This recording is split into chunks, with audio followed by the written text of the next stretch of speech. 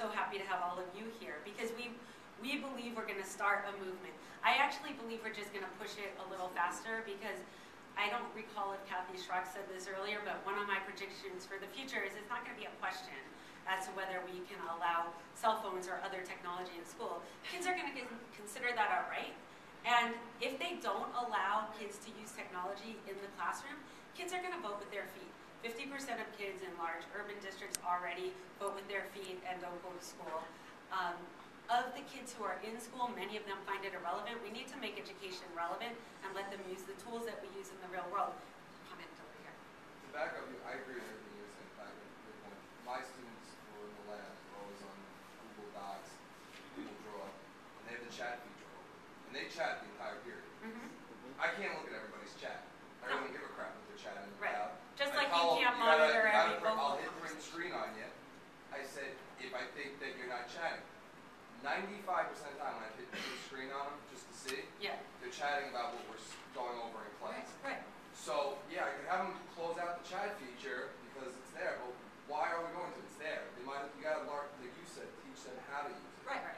And we can only do that when we start embracing the technology and bringing it into a conversation and using it. And we feel that by starting conversations like we're having with you today, going through this 5-step plan, that I think everyone will walk out of this room with a new idea of how to use this great piece of technology to improve their teaching and learning and engage students. We'll start gathering more of a body of evidence of what's working to counteract some of these few people who choose to make a bad choice and use the tool inappropriately. And we can further fuel the momentum. I'm a Google Voice user with my students, and I had students texting me at 9:30 at night asking questions, and as a professional, I would never send a text to them that's inappropriate. You know, so if you're actually going to use these tools and you're a professional, there's nothing wrong with it if you're using it correctly. If you want to use it inappropriately, you should never go anywhere near it, and you should not use it. But true professionals who care about your students should be able to use the tools in a way that helps them learn. Yes. That's my thoughts on that. Everybody's so shocked when you pick up the paper, teacher with student. This has been happening since my parents were in school. My parents would say, oh yeah, at Hackensack High School, so-and-so was known to always date a senior every year, or so-and-so. So this is nothing new, but they're trying to put it on when it was MySpace. So it's so easy. It's so much easier to blame the tool than the people. So it looks so simple. Oh, this teacher engaged in inappropriate sexual conduct, so we'll ban Facebook, or we'll ban them from talking or using their cell phone. No, that's not what you ban, because they were doing that, as you said, for many years. One of my friends in high school married the Spanish teacher. So that was a long time ago. This has been happening. But we've always wanted teachers to have deep connections with students. And this helps strengthen and grow those connections. There's a comment in the back. Dan? Can you talk louder? I just wanted to address Perfect. and our cell phones that you talked about.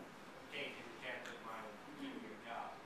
I suggest, I think it's so old, like New York City has a lot of transfer high schools, over age students, and put a cell phone restriction on a 20-year-old in high school who's trying to graduate. It's kind of ridiculous, but they have teachers who are much older than they are, who are freely using their phones in all periods. So I just want to throw that out there. That might be a good place to make that first step to transfer high schools.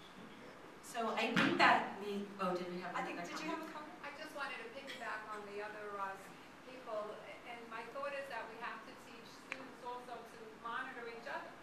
Absolutely. That's not our responsibility to monitor what's going on, but if they know this is really something they want to keep as a tool, then they have to monitor each other. I see that all the time on YouTube when people say you're an idiot for saying dumb things.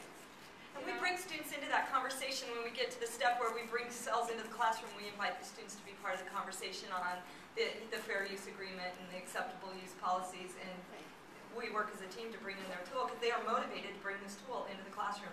But let's back way up and start with where each one of us as professionals can start utilizing our cell phones to show others how beneficial they are. So I created a group on WeText that's my staff, and It's free, it's easy, they're all right there, and it is their personal cell phones, but you know, we're invested in our students, and they want to know if I've seen a student in my counseling office and I need to alert them that, you know, Evan's having a bad day. We're not breaking confidentiality, we're just being efficient teachers. They need to know that. The student is in our school because, you know, he's made threats and been expelled, and that's just a good heads up. The most efficient way to do that is through a quick text message.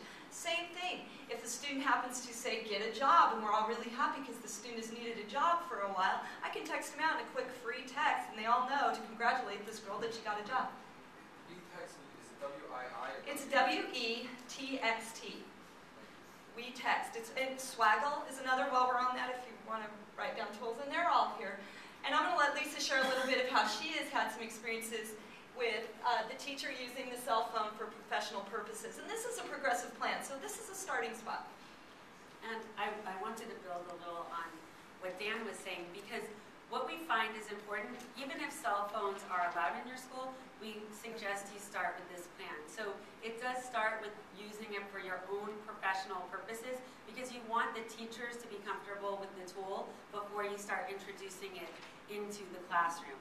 So Willyn shared some of the ways that you use it, and another way, actually I don't need to say much about it because George, who's sitting in the front, kind of talked about that as well, that he uses Google Voice for his kids. And Google Voice, if you don't know about it, you have a link to this agenda, and you can click on an article I wrote about Google Voice. Okay, Barbara has a question? Yes? No, but something just occurred to me.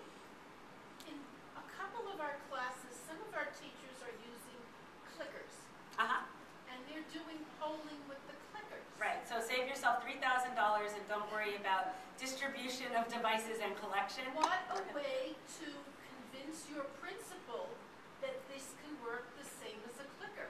And now, and this is being taped, but now we bring us deeper into the reason that I'm not a proponent of the companies that sell these products that are available already for free to schools if we just let the kids use what they own. So yes, every one of you has your own student response system. I don't have to train you in how to use it, and you can start using it today using Poll Everywhere, Wafidi, and many of the Twitter. And we're gonna be demonstrating all of these. We've demonstrated some throughout the conversation. So for Google Voice, though, in addition to what George said, what's really cool about it is you can program it to do different things for different numbers that call. So if you have, say, a parent that tends to maybe interrupt you during the school day, you can have that go straight to voicemail, so that with that person's own special message, and it transcribes it, which was my big sell with Google Voice. It transcribes all of your messages for you, so you never have to wade through and listen to 4 messages to get to the next one. You can look at them in any order, and you can read it. And the transcriptions are not perfect, but I always get a sense of who it was and what they were saying, and then later when I am able to, I can click on it and listen to the full message. So we just